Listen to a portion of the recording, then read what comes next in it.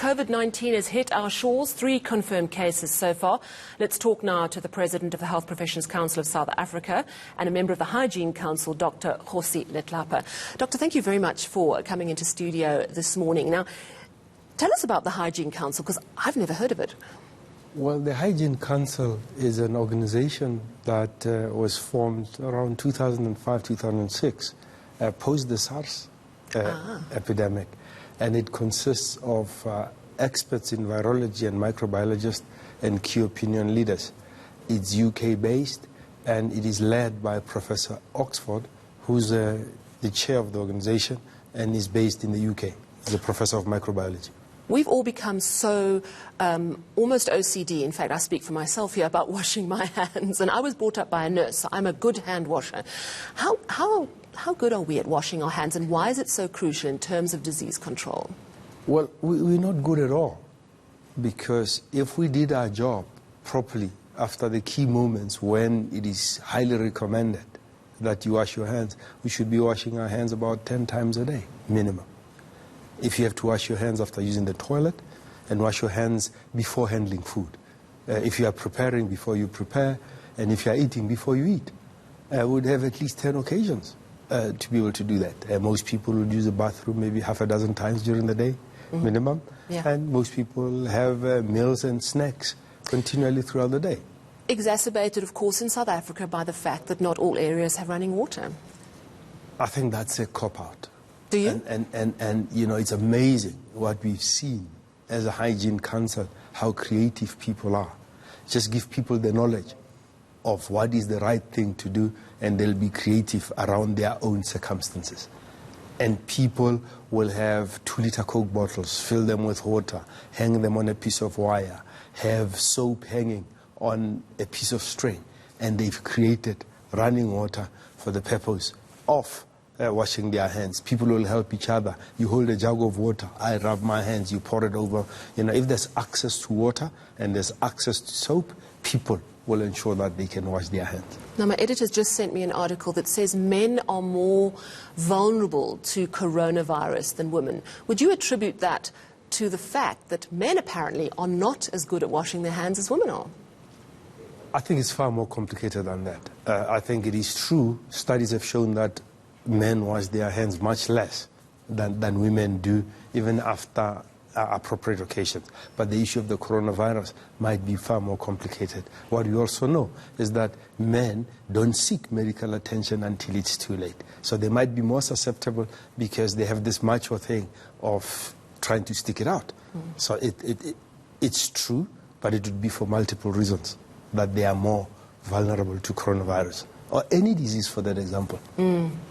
We seem to see two extreme reactions in South Africa around coronavirus, judging on a lot of the conversations that are going on in the country. One, there are people who are completely freaked out and are expecting a massive pandemic to kill thousands of people in South Africa, really, really worried about what could happen. And then others who feel that it's a little bit of a storm in a teacup, particularly when you consider that we are dealing with so many more serious issues such as TB and AIDS in this country. You know, an extreme form of flu. Some people are going, oh, let's not overreact. What is your opinion? I think you've got to come somewhere in between the two groups, where we take our duty of hygiene seriously. I mean, the one thing that's in our hands is washing of hands. Quite literally, it's in our hands. and if we concentrate on those issues, and we're not waiting for a flu season, or a crisis like this to be reminded of a basic social etiquette that protects you and protects the public and will massively decrease healthcare costs. That's hand washing. And we should all just do the right thing. And this panic about no sanitizer, when we promote hand washing, we're promoting washing with soap and water. And people should also remember that if you look at the transmission of disease, surfaces are important, because when it is in our hands, we can transfer it to surfaces. So it's not just washing of hands, it's also proper cleaning and disinfecting of surfaces. Should we stop shaking hands at the moment? There would be no harm in doing that.